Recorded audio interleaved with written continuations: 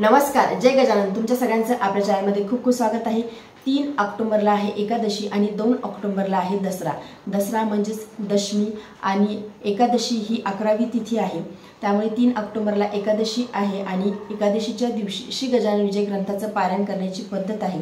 म्हणजे जे काही खास योग असतात जसं गुरुपुष्य अमृत योग किंवा एकादशी तिथी ही देखील अत्यंत महत्त्वाची आहे। त्यामुळे श्री दासगणू महाराजांनी श्री गजानन विजय ग्रंथामध्ये सांगितलं आहे की दशमी एकादशी द्वादशीला श्री गजानन विजय ग्रंथाचं पारायण करावं किंवा गुरुपुष्य अमृत योगावरती श्री गजानन विजय ग्रंथाचं पारायण करावं।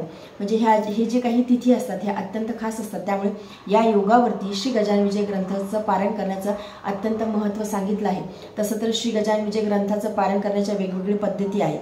म्हणजे नित्यसेवेमध्ये रोज एक अध्याय घ्यायचा, 21 दिवसाचं पारायण ज्याला आपण म्हणू शकतो आणि परत पहिल्यापासून 21 अध्याय झाल्यानंतर परत पहिल्या अध्यायापासून वाचनाला सुरुवात करायची किंवा 7 दिवसीय पारायण किंवा 3 दिवसीय पारायण किंवा सामूहिक पद्धतीने पारायण हे केले जाते। अशा वेगवेगळ्या पद्धती आहेत श्री गजानन विजय ग्रंथाचं पारायण करण्याच्या। परंतु एकादशी तिथी या तिथीला देखील खूप महत्त्व आहे। एकादशीचं पारायण हे 3 दिवसामध्ये केले जाते। म्हणजे दशमी एकादशी द्वादशीला श्री गजानन विजय ग्रंथाचं पारायण हे केले जाते। तर 3 ऑक्टोबरला आहे एकादशी, तर तुम्हाला पारायणाची सुरुवात ही गुरुवारी करावी लागेल। म्हणजे दसऱ्याच्या दिवशी तुम्हाला पारायणाची सुरुवात ही करावी लागेल। पहिल्या दिवशी 7 अध्याय घ्यायचे आहे। म्हणजे गजानन विजय ग्रंथामध्ये 21 अध्याय आहेत, तर पहिल्या दिवशी 7 अध्याय घ्यायचे आहे, 1 ते 7 अध्याय घ्यायचे आहे।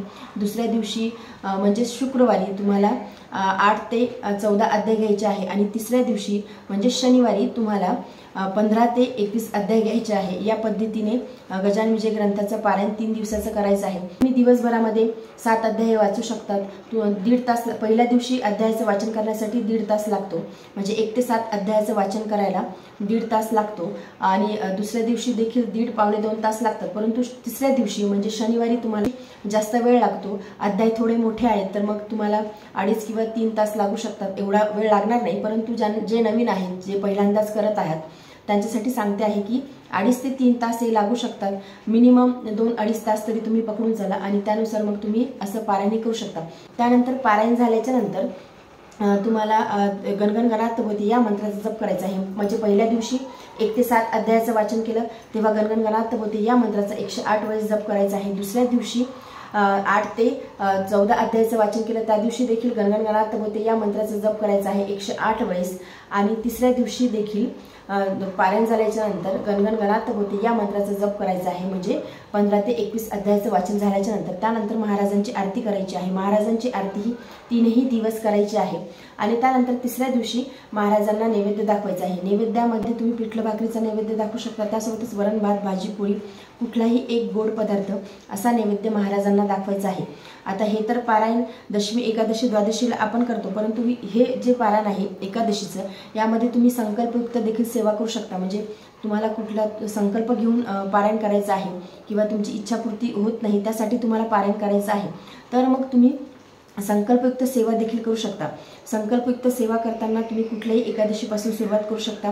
पहिल्या एकादशीला संकल्प घ्यायचा आहे, महाराजांना तुमची इच्छा बोलून दाखवायची आहे आणि त्यानंतर तुम्ही पारायण किती करणार आहात, म्हणजे तुम्ही 5 पारायण करणार आहात की 7 पारायण करणार आहात की 9 पारायण करणार आहात, 11 पारायण करणार आहात की 21 पारायण करणार आहात, म्हणजे एकादशीचं हे महाराजांना सांगायचं आहे आणि त्यानंतर महाराजांचं पारायणाला एकादशीपासून सुरुवात करायची आहे। आता प्रत्येक महिन्यामध्ये 2 एकादशी येतात, म्हणजे शुक्ल पक्षामध्ये आणि कृष्ण पक्षामध्ये 2 एकादशी येतात। तर मग त्या दोन्ही एकादशीला तुम्ही पारायण करण्याचा प्रयत्न करा। तुम्ही जर का 11 पारायणाचा जर का संकल्प घेतला आणि दर महिन्यात तुम्ही एका एकादशीला पारायण केलं तर तुम्हाला 11 महिने लागतील। किंवा मग तुम्ही जर का 11 पारायण करण्याचा संकल्प केला आणि 15वाड्यातल्या ज्या 2 एकादशी येतात त्या दोन्ही एकादशीला जर का तुम्ही पारायण केलं तर मग तुमचे 5-1 महिन्यामध्ये तुमचा पारायण हे पूर्ण होऊन जाते। तुम्ही जर का संकल्पयुक्त सेवा करणार असाल तर किंवा मग तुम्ही संकल्पयुक्त सेवा करायची नाही, महाराजांच्या चरणी तुम्हाला हे पारायण अर्पण करायचं आहे, अशा पद्धतीने देखील तुम्ही पारायण हे करू शकता दशमी एकादशी द्वादशीचं। परंतु आवर्जून पारायण हे करावं, कारण की एकादशी तिथी अत्यंत महत्त्वाची आहे। आपल्या सगळ्यांनाच माहिती आहे की एकादशीचं महत्त्व किती आहे तुम्ही कुठलाही जरी उपवास नाही केला, फक्त एकादशीचा जरी उपवास केला तरी सुद्धा आपल्याला संपूर्ण व्रताचं पुण्यफळ हे लाभते। त्यामुळे एकादशीचा उपवास करावा। आता अनेक जण असे आहेत की ते पंधरवाड्यातल्या दोन्ही एकादशीचा उपवास अनेक जणांना असतो। तुम्ही करायचा नसेल तर तुम्ही फक्त पारायण देखील करू शकता संकल्पयुक्त सेवेमध्ये। जर तुम्ही एकादशीचं व्रत करत नसाल तर, परंतु अजून जर तुम्ही एकादशीच्या व्रताला सुरुवात केली नसेल तर तुम्ही आवर्जून एकादशीच्या व्रताला सुरुवात करा। कारण की एकादशीचं व्रत हे जसं आध्यात्मिकरित्या महत्त्वाचं आहे तसं आपल्या शरीराच्या दृष्टीने देखील अत्यंत महत्त्वाचं आहे। त्यामुळे देखील एकादशीचं व्रत हे करावं।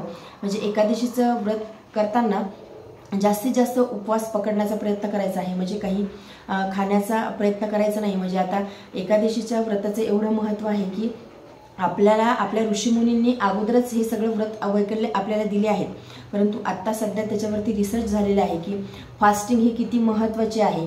या रिसर्चला नोबेल प्राइज देखील मिळाला आहे की फास्टिंग आपल्या शरीरासाठी किती महत्त्वाची आहे। त्यामुळे एकादशीचं व्रत तुम्ही जर का अजूनपर्यंत केलं नसेल तर तुम्ही कुठल्याही एकादशीपासून सुरुवात करू शकता, किंवा तुम्ही जी आषाढ एकादशी येते किंवा कार्तिक एकादशी येते त्या एकादशीपासूनही तुम्ही सुरुवात करू शकता। म्हणजे एकादशी करायला असं काही हे नाही, बंधन नाही की तुम्ही कधी सुरुवात करावी। तुम्हाला कुठल्याही एकादशीपासून तुमची इच्छा झाली त्या एकादशीपासून तुम्ही सुरुवात करू शकता। एकादशीच्या दिवशी महाराजांचं जास्तीत जास्त नामस्मरण करण्याचा प्रयत्न करायचा आहे। स्तोत्र वाचा किंवा वावन्नी वाचा किंवा महाराजांचा अखंड नामजप करा। विष्णू सहस्त्रनाम तुम्हाला जर येत असेल तर आवर्जून तुम्ही विष्णू सहस्त्रनामाचं देखील पठण एकादशीच्या दिवशी करावं। विष्णू सहस्त्रनाम देखील खूप सुंदर आणि खूप छान आहे। त्यामुळे तुम्हाला ज्या ज्या शक्य होतील एकादशीच्या दिवशी सेवा त्या करण्याचा प्रयत्न करा। कारण एकादशी तिथी ही खूप महत्त्वाची आहे। एकादशीचं महत्त्व हे वेगळं कुणाला असं सांगण्याची गरज नाही की एकादशी ही किती महत्त्वाची आहे। तर ज्यांना एकादशीच्या दिवशी श्री गजानन विजय ग्रंथाचं पारायण करायचं आहे त्यांनी एकादशीच्या दिवशी श्री गजानन विजय ग्रंथाचं पारायण करावं। दशमी एकादशी द्वादशीला हे पारायण केलं जाते। तर तुमच्या काही इच्छा असतील तर तुम्ही संकल्पयुक्त सेवा करा किंवा महाराजांच्या चरणी सेवा रुजू करायची आहे तर मग तुम्ही दशमी एकादशी द्वादशीला श्री गजानन विजय ग्रंथाचं पारायण करायला सुरुवात करा। संकल्पना घेता जरी ही सेवा केली तरी सुद्धा महाराज तुम्हाला भरभरून देणार आहेत। महाराज तुम्हाला भरभरून आशीर्वाद देणार आहेत। त्यामुळे दशमी एकादशी द्वादशीला प्रत्येक महिन्यातून 2 एकादशी येतात। 2 एकादशीला नाही जमलं तर एका कुठल्या तरी एकादशीला आवर्जून श्री गजानन विजय ग्रंथाचं पारायण करण्याचा प्रयत्न करा। आता ज्या स्त्रिया आहेत त्यांच्यासाठी थोडं अवघड जाते की 2 एकादशीला महिन्यातला पारायण करावं, कारण की पिरियड्स वगैरे असतात, डेट असतात। तर तुम्ही कुठल्या तरी एका एकादशीला तुम्ही गजानन विजय ग्रंथाचं पारायण करा। जे पुरुष आहेत त्यांच्यासाठी दोन्ही एकादशीला ते करू शकतात। समजा आता जे वर्किंग आहेत त्यांनी थोडंसं त्यांचं वर्क वगैरे बघून थोडा वेळ काढून जर का तुम्ही गजानन विजय ग्रंथाचं पारायण केलं तर खूप छान गोष्ट आहे।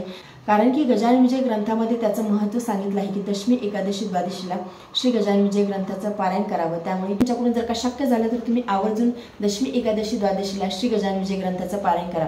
तर आजच्या व्हिडिओमध्ये एवढेच। व्हिडिओ जर तुम्हाला आवडला असेल तर व्हिडिओ लाईक करा, चॅनलवरती नवीन असेल तर चॅनलला सबस्क्राईब करा। जय गजानन, धन्यवाद।